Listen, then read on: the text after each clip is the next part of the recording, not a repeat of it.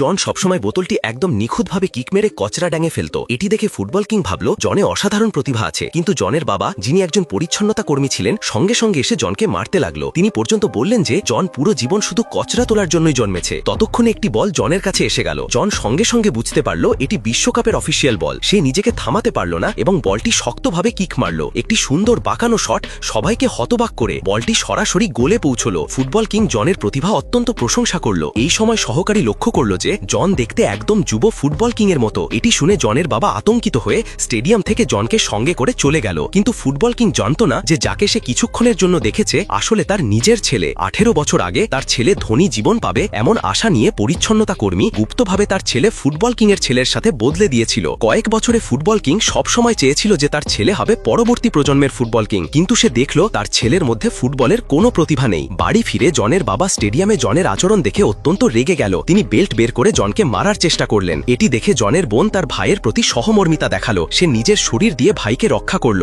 বাবা সতর্ক করলেন যে সে আর ফুটবল স্পর্শও করবে না, তারপর রেগে চলে গেল। তৎক্ষণাৎ জনের বোন ভাইকে প্রেরণা দেওয়ার জন্য তার সমস্ত সঞ্চয় থেকে একটি পুরানো ফুটবল কিনে দিল।